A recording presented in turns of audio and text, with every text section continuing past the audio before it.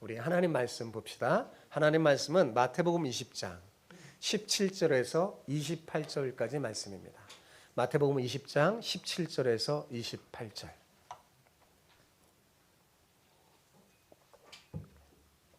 제가 한 절, 여러분 한 절 교독하겠습니다.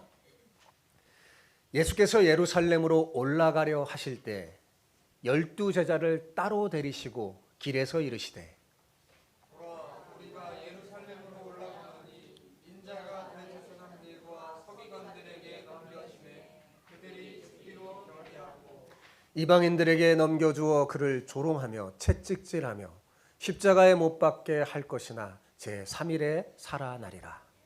그때 세벨의 아들 어머니가 그 아들들을 데리고 예수께 와서 절하며 무엇을 구하니 예수께서 이르시되 무엇을 원하느냐 이르되 나의 이 두 아들을 주의 나라에서 하나는 주의 우편에 하나는 주의 좌편에 앉게 명하소서.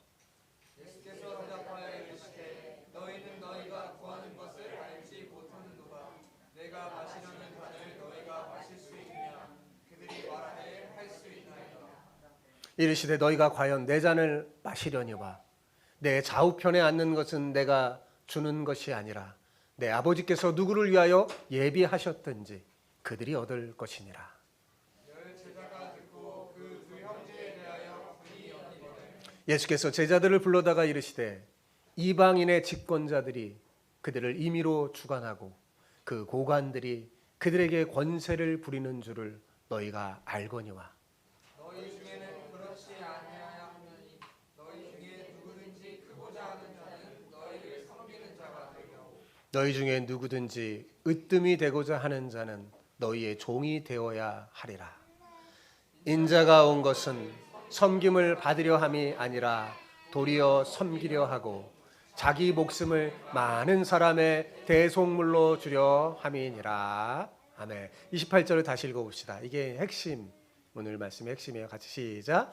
인자가 온 것은 섬김을 받으려 함이 아니라 도리어 섬기려 하고 자기 목숨을 많은 사람의 대속물로 주려 함이니라. 아멘. 아멘. 보통 섬김은 누가 하는 거죠? 아랫사람, 윗사람에게 하잖아요. 보통 섬김의 대상은 윗사람입니다. 그렇죠? 아랫사람을 섬긴다는 것은 말 자체도 어색할 뿐만 아니라 참으로 이상한 일입니다. 그런데 여러분, 예수님이 바로 이런 이상한 일을 하셨어요.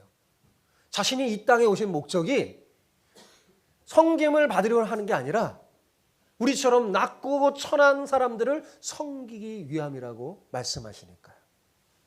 여러분, 정말 이상하지 않나요? 정말 이상한 일이죠. 예수님은 만왕의 왕으로 섬김을 받아야 마땅한데 도리어 섬기며 사셨어요. 여러분, 누군가를 섬기기 위해서는 어떻게 해야 될까요? 낮아져야 돼요. 그죠? 그 대상보다 낮아져야 돼요. 예수님 우리를 위해서 기꺼이 낮아지셨어요. 만왕의 왕이신 예수님이 우리를 섬기기 위해서 종으로 사신 거예요. 왜 왕이신 예수님이 종으로 사신 걸까요? 그것은 우리로 서로 섬기는 삶을 살게 해서 천국의 모습을 세상에 보여주려 하는 것입니다. 가장 아름다운 인생이 뭐냐? 서로 섬기는 거예요. 서로 섬기는 거. 우리는 성경에서 예수님의 모습을 볼 때 당혹스러울 때가 많습니다. 그렇지 않나요? 예수님의 삶은요, 우리들이 일반적으로 생각하는 상식을 초월할 때가 많습니다. 어떤 면에서는 인간의 그 인간적인 본능과는 정반대로 사시는 것 같아요. 그렇지 않나요? 우리가 생각하는 거하고 반대일 때가 참 많아요. 여러분, 우리는 솔직히 어떻습니까? 섬기는 것보다 섬김을 받는 것에 관심이 많잖아요. 그죠? 그러려고 해요, 막. 그죠? 왜 열심히 공부하고 높은 자리에 올라가려고 그래요? 섬김 받으려고. 그죠? 섬김 받으려고 한단 말이에요. 다른 사람에게 섬김을 받을 것을 기대하지 내가 다른 사람을 섬길 걸 기대하지 않습니다. 그죠? 우리는 지금까지 아랫사람들이 섬기는 것으로 생각해 왔어요. 그죠? 그래서 윗사람들은 섬김을 받는데 자연스러웠고 그것이 당연한 줄 여기며 살았습니다. 그런데 주님은 어떻게 사셨어요? 가장 윗사람인데, 그죠? 가장 높으신 분인데 아랫사람인 우리를 섬겼어요. 왕이신 고귀한 분이 천한 종으로 섬기셨습니다. 여러분 기억하세요. 사전에서 나오는 섬김이란 뜻하고 성경에서 말하는 섬김은 달라요. 성경에서 말하는 섬김은 뭐냐? 신분이 낮은 사람이 높은 사람에게 하는 게 아닙니다. 윗사람도 아랫사람을 섬기고 아랫사람도 윗사람을 섬기는 거예요. 서로 섬기는 거죠. 이렇게 우리가 서로 섬기며 사는 게 원래 인간의 참된 모습이었습니다. 하나님의 형상대로 창조된 우리는 하나님을 섬기며 이웃을 섬기며 사는 존재였어요. 여러분, 우리가 이렇게 살 때는요, 세상은 너무 아름다웠어요. 예, 천국 같았죠. 그런데 죄가 세상에 들어오자 세상은 추하게 변하기 시작했습니다. 왜? 하나님의 형상을 잃어버린 이 타락한 인간이 어떻게 하냐면 오직 자신을 위해 사는 이기적인 존재가 된 거예요.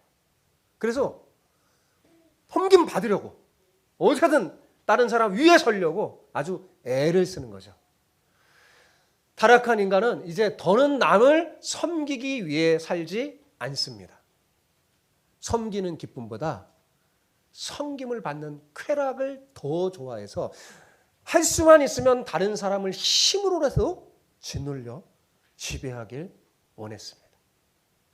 자, 그러니까 세상이 어떻게 될까요? 세상은 더 이상 천국을 누리지 못하고 지옥을 경험하는 겁니다. 본문은 예수님을 따르는 이 제자들도 섬김이 바로 제자들이 따라야 할 천국의 도임을 잘 몰랐음을 알려줍니다. 그들은 도리어 제자들 어땠어요? 높은 자리에 올라서 부귀 영화를 누리면서 섬김을 받으려고 했어요. 그래서 예수님은 자신이 왜 예루살렘에 올라가는지 그 올라가는 이유를 여러 차례 말씀했습니다. 그랬는데도 어때요? 깨닫지 못한 것입니다. 그들은 예루살렘에 올라가면 예수님이 왕이 되실 것이라고 생각하고 그때 자신들은 예수님을 섬기는 제자잖아요. 최측근에서. 그래서 예수님 옆에서 가장 큰 자리를 차지하는데 혈안이 되어 있었어요.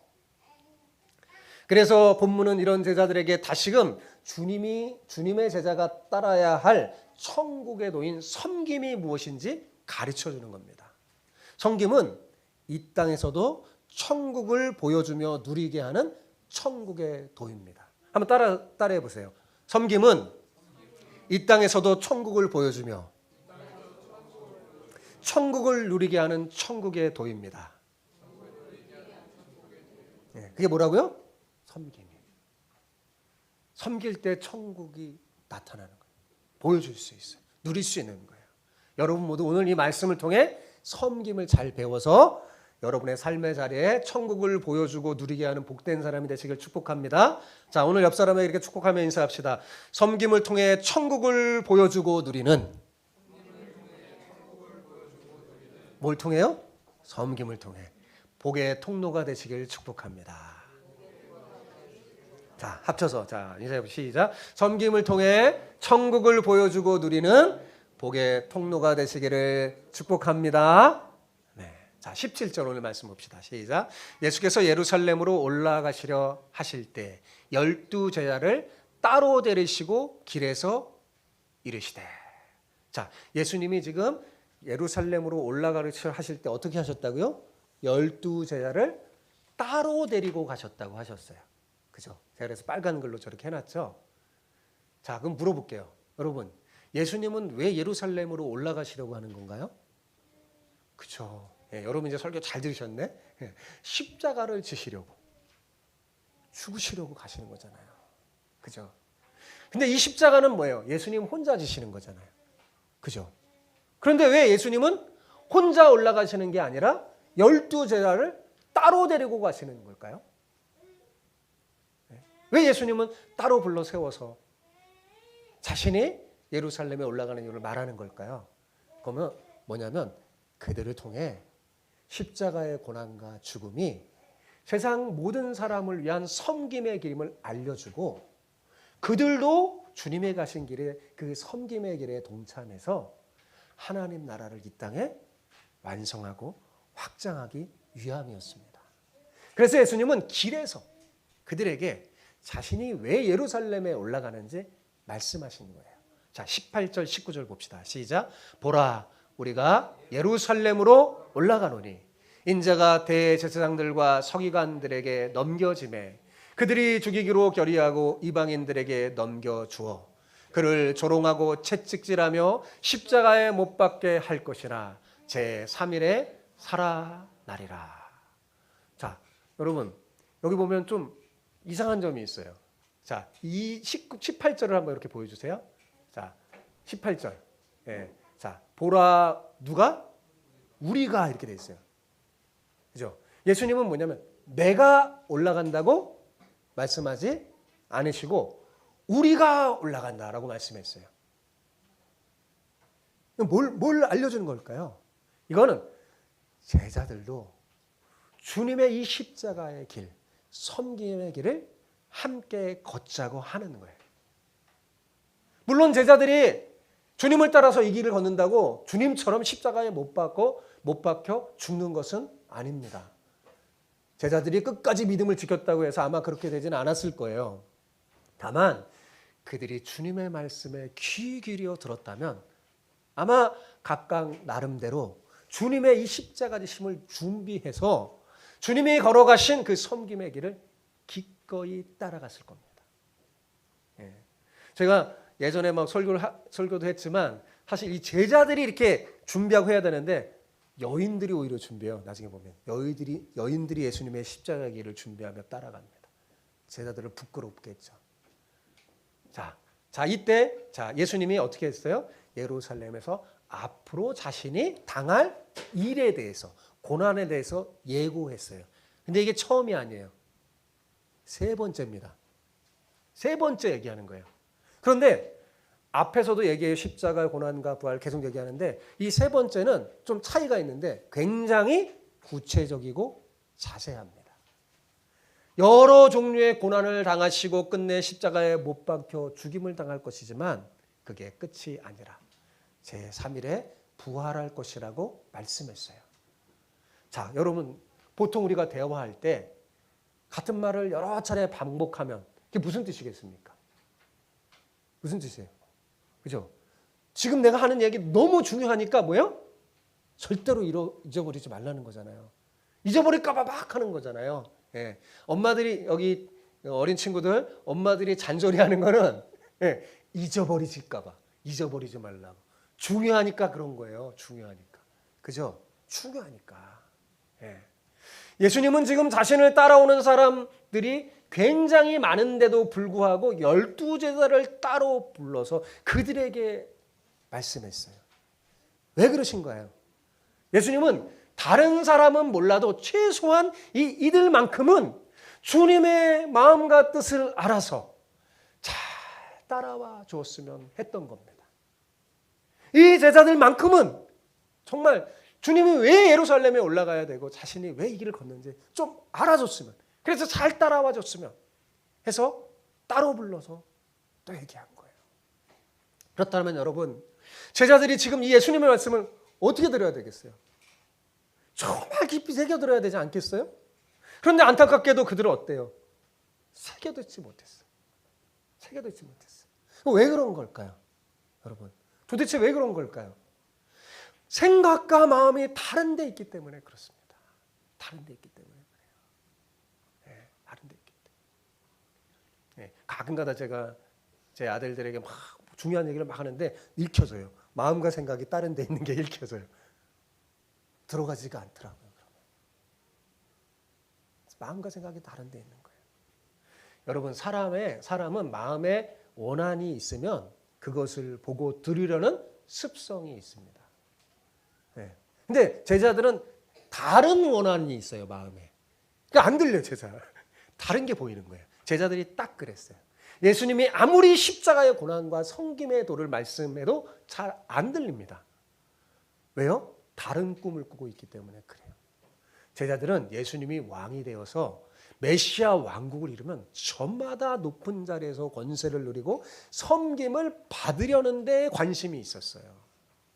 이렇게 답답한 상황 속에서 참 예수님의 마음을 아프게 하는 이해할 수 없는 사건이 벌어집니다. 자, 그게 20절, 21절이에요. 같이 읽어볼까요? 시작. 그때 세베대의 아들들의 어머니가 그 아들들을 데리고 예수께 와서 절하며 무엇을 구하니? 예수께서 이르시되 무엇을 원하느냐? 이르되 나의 이 두 아들을 주의 나라에서 하나는 주의 우편에 하나는 주의 좌편에 앉게 하소서. 여기 세베대의 아들이란 야고보와 요한을 말하는 겁니다. 이 두 사람이 엄마까지 동원하면서 자신들이 예수님의 좌우편에 앉게 해달라고 소원을 말한 거예요. 요즘 유행하는 엄마 찬스를 쓴 거죠. 예. 거의 치맛바람의 원조라고 할 수 있어요. 예. 그러면 예수님의 좌우편에 앉는다는 게 무슨 뜻일까요? 예수님이 십자가 달리실 때 좌우편에 같이 십자가에 못 박는 걸까요? 천만에요. 이들은 그런 생각 눈꼽만큼도 없습니다. 지금 이 어머니가 말하는 예수님의 좌우편은 뭘까요? 예수님이 이스라엘 예루살렘에 올라가서 이스라엘의 왕이 되실 때 당신의 나라가 세워질 때 가장 높은 자리에 내 두 아들을 앉게 해주세요. 그래서 부귀 영화를 누리면서 섬김받으며 잘 살게 해주세요. 그거 구한 거잖아요. 예. 예수님은 참 얼마나 안타까웠을까. 예. 슬픔의 눈으로 쳐다봤을 것 같아요. 그래서 예수님이 22절에 이렇게 말합니다. 같이 읽어볼까요? 시작. 예수께서 대답하여 이르시되 너희는 너희가 구하는 것을 알지 못하는도다. 내가 마시려는 잔을 너희가 마실 수 있느냐? 그들이 말하되 할 수 있나이다. 예수님은 지금 그들이 무엇을 구하는지 자신들도 모르고 있다고 대답해요. 우리 그럴 때 많거든요. 구하는 뭘? 예? 그래서 물어봐요. 예수님이 답답해서 내가 마시려는 잔을 너희가 마실 수 있느냐? 그러자 이들 어떻게 해요? 일말의 망설임도 없이 어떻게 해요? 할 수 있습니다. 이렇게 대답하는 거예요. 자, 이거 역시 주님의 말씀하시는 잔을 지금 알고 대답하는 걸까요? 모르는 거예요. 이 두 제자가 구하는 건 뭐예요? 부귀영화였어요. 높은 자리, 성경을 받는 자리. 이들은 아마도 예수님이 말씀하시는 잔은 부귀영화를 누리는 축복의 잔인 것이라고 생각했어요. 보통 참 축배의 잔을 들자 그러잖아요. 그런 잔인 줄 생각했던 것 같아요. 그러나 예수님이 말씀하신 자는 그런 게 아니라 뭐예요? 주님과 함께 고난을 받고 기꺼이 섬김의 길을 걷는 거죠. 그게 주님의 잔인데 그 사람들 안 마시려고 하는데 마신다고 막 그러는 거죠. 자기가 하는 말을 모르는 겁니다. 예수님은 자신들이 무슨 말을 하는지도 알지 못하는 제자들에게 이렇게 말씀했어요. 23절 같이 읽어봅시다. 시작. 이르되 너희가 과연 내 잔을 마시려니와 내 좌우편에 앉는 것은 내가 주는 것이 아니라 내 아버지께서 누구를 위하여 예비하셨든지 그들이 얻을 것이니라. 그들이 지금은 알지 못하지만 주님과 함께 예루살렘에 올라가면 결국에는 십자가의 고난을 겪는 과정을 겪게 돼서 주님이 마시는 잔에 동참하여 하늘의 상급을 받게 될 것이라고 말씀해 주신 거예요. 그들은 지금 알지 못하고 이랬지만 그래 결국은 하나님이 예수님이 그들의 마음을 깨닫게 해서 마실 거다. 그런데 훗날 정말 그들이 구한 그 영광이 아니라 예수님이 주신 그 영광과 보상은 다르거든요. 사람이 생각해요. 그거는 하나님이 결정하시고 받을 것이다. 이렇게 말씀해 준 거죠. 정말 훗날 여러분 야고보와 요한은 예수님의 말씀대로 그 잔을 마셨죠. 여러분 야고보는요 사도 중에 제일 먼저 순교합니다. 제일 먼저 순교해요. 제일 먼저 고난의 잔을 마셨죠. 요한은 어땠어요? 얘는 그러니까 요한기 이 두 아들은 처음과 끝이야. 요한은 끝까지 살아나면서 고난을 겪죠. 그 요한계시록을 기록하면서 그도 그거 뭐예요? 그 잔을 마신 거죠. 그들은 한때 철없이 자리 싸움을 했지만 후에는 크게 깨닫고 성령의 인도함을 받아 주님의 고난과 섬김의 길에 기꺼이 동참했습니다. 어머니까지 동원된 이 청탁 사건, 다른 제자들의 반응은 어땠을까요? 자, 24절 봅시다. 시작. 열 제자가 듣고 이게 분이 여기거나. 10명의 제자, 나머지 10명의 제자가 듣고 어떻게 했다고요? 분이 여겼대. 자, 물어봅시다. 그럼 왜 분이 여겼을까요? 그죠? 자기도 똑같은 마음, 자기들도 똑같은 마음이니까. 예? 자기도 높은 자리를 자기들도 노리고 있었는데 갑자기 야고보와 요한이 어머니까지 도망가면서 탁 선숙을 치니까 소위 말해서 화딱지가 난 거죠. 화가 난 거예요. 그런 제자들을 보면서 예수님이 다 불러 세우면서 세상 나라의 도와 하나님 나라의 도가 얼마나 다른지 그 차이를 알려주셨어요. 자, 25절, 27절 같이 읽어봅시다. 시작. 예수께서 제자들을 불러다가 이르시되 이방인의 집권자들이 그들을 임의로 주관하고 그 고관들이 그들에게 권세를 부리는 줄을 너희가 알거니와 너희 중에는 그렇지 않아야 하리니 너희 중에 누구든지 크고자 하는 자는 너희를 섬기는 자가 되고 너희 중에 누구든지 으뜸이 되고자 하는 자는 너희의 종이 되어야 하리라. 한마디로 예수님이 제자들에게 뭘 권면하는 거예요? 섬기는 자가 되라. 종이 되라. 이게 권면하는 거잖아요. 그죠? 근데 제자들이 구하는 건 뭐였어요? 이방인처럼 되는 겁니다. 그게 뭐예요? 권세를 누리는 사람. 로마 황제가 되는 거죠. 고관 대작이 되는 겁니다. 명령하면 사람들이 그 앞에 벌벌벌 떨면서 순종하고 섬기는 그런 권력을 원하는 거예요. 여러분, 당시 로마 시대에는요, 힘이 선이요 정이었어요. 그 당시에는 누군가 나를 한 대 때리면요, 참는 게 선이 아니에요. 뭐가 선일까요? 2배, 3배 보복해 주는 게 정이에요. 그때 당시에 정의가요. 그런데 예수님은 뭐예요? 너희는 그렇지 않다. 왜요? 천국의 제자들이니까. 천국의 백성이니까. 너희는 그렇지 않다. 섬기는 자가 되어야 한다.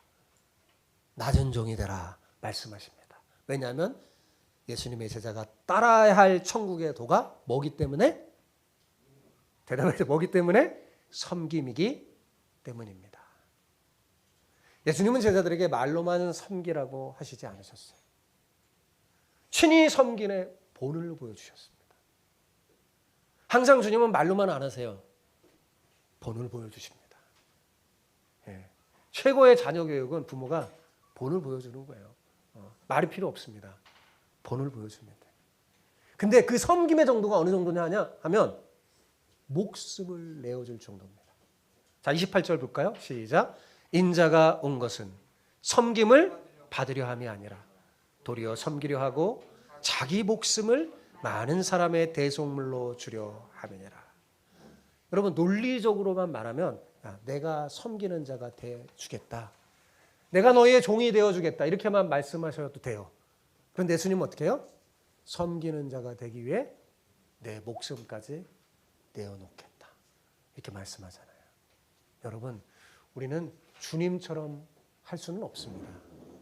그렇지만 주님이 걸어가신 그 섬김의 도를 따라갈 수는 있어요. 그죠? 그것이 제자로서 우리가 마땅히 따라야 할 천국의 도니까요. 그저 주님이 걸어가신 길을 흉내내며 따라가면 됩니다. 따라가면 되는 거예요. 여러분, 예수님을 믿고 제자가 된다는 건 무슨 뜻일까요? 제가 정말 반복하며 말하지만 예수님은 뭘 가장 애썼냐면 제자들의 생각, 가치관, 마음을 만졌어요. 예수님 믿고 정말 예수님의 제자가 된다는 건 뭐냐면 생각과 가치관과 영성이 바뀌는 겁니다. 여러분, 믿으면 바뀌어야 돼요. 여러분의 성품과 생각이 바뀌어야 돼요. 겉으로 드러나는 모습은 물론 바뀌지 않습니다. 그러나 생각과 가치관이 완전히 달라지는 겁니다. 전에는 나 자신을 생각하고 내가 원하는 것, 내가 누리고자 하는 부귀 영화를 예수님 믿고 어떻게 해요? 내려놓고 이웃을 섬기는 거죠. 아내를 섬기고 남편을 섬기고 자녀를 섬기고 부모님을 섬기고 친구를 섬기는 거죠. 우리에게 섬김이란 여러분 시간 남으면 하는 선택사항이 아닙니다. 섬김은 그리스도인의 선택 과목이 아니에요. 뭘까요? 섬김은 그리스도인의 필수 과목입니다. 섬김은 그리스도인의 핵심이에요. 삶의 핵심이에요. 우리는 직업과 직종과 상관없이 섬김을 위해 부름을 받은 사람들입니다. 그러므로 섬기지 않는 그리스도인이란 말은 그 자체 의미가 성립되지 않는 거예요. 그래서 우리가 교회에 와서 가장 힘써야 되는 건 서로 섬기려고 하는 거예요. 서로 뭔가 서로 섬기려고. 그때 천국을 경험하는 거죠.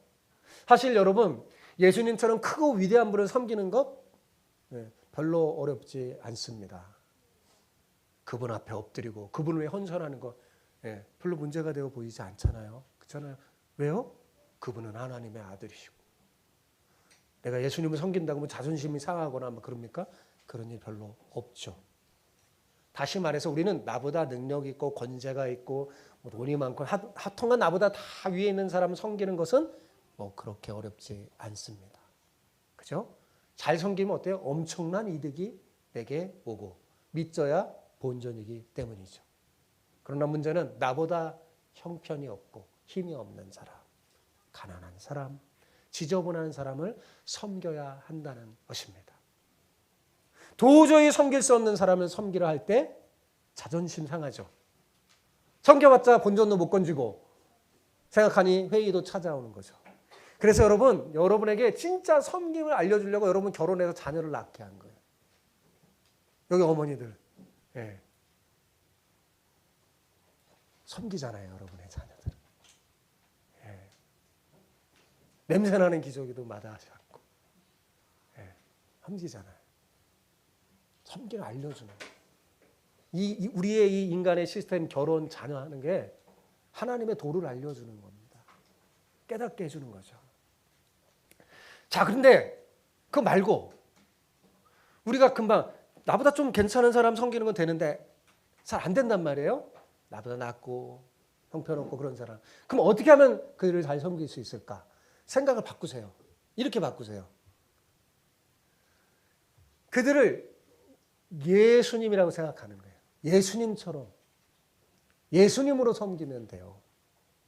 섬겨야 할 대상이 이렇게 예수님께서 사랑하시는 불쌍한 영혼으로 보면 섬기지 못할 대상이 없습니다. 그리고 예수님은 정말 그렇게 여기셔요. 그렇잖아요. 그죠? 예수님은 우리가 연약한 약한 자를 섬기면 너희가 나를 섬겼구나 이렇게 여기셔. 그러니까 아예 생각을 그렇게 하시는 거예요.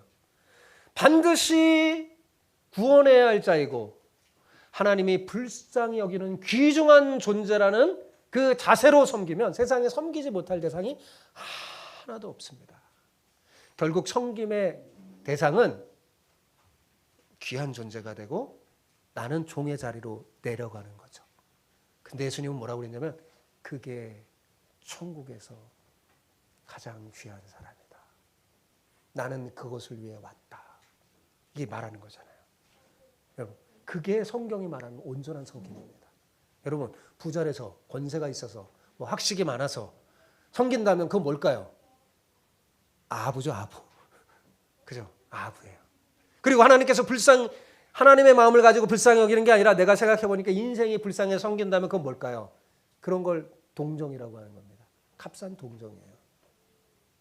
그런 게 아니라 주님이 말하는 섬김. 어떤 경우도 섬김은 뭐가 있어야 되냐면 영혼 사랑함이 있어야 됩니다. 뭐가요? 영혼 사랑함. 여러분이 주일학교를 섬기려면 아이들 자체를 보는 게 아니라 아이들을 너무나 사랑하며 함께 하시는 예수님을 보는 거죠. 네, 예수님을 보는 거예요. 그때 나는 어떻게 해요? 종의 자세로 내려가고 자원하는 마음이 생겨서 봉사하게 되고 그 봉사가 바로 섬김이 되는 겁니다. 가난한 사람에게 봉사하되 그 사람을 나보다 나은 존재로 여기는 게 섬김이에요. 힘없는 사람에게 봉사하되 그를 나보다 나은 존재로 낮게 여기는 게 섬김입니다. 다시 말해서 우리가 모든 섬김, 봉사를 종의 자세로 예수님처럼 그렇게 할 때 그게 섬김입니다. 섬김은 낮아져야 돼. 왜 부부 사이가 안 좋은 줄 아세요? 서로 높아지려고 하니까. 낮아지면 되는데. 낮아질 때 비로소 천국을 경험합니다. 섬김의 시작은 기억하세요. 낮아지는 거야. 근데 예수님 뭐랬어요? 낮아지는 게 진짜 높아지는 거다. 세상은 높아지려고 하지 너희는 낮아지려고 애써라. 낮은 데로 가라. 나처럼 주님 말하는 거죠. 사랑하는 성도 여러분, 주님을 위해 낮아집시다.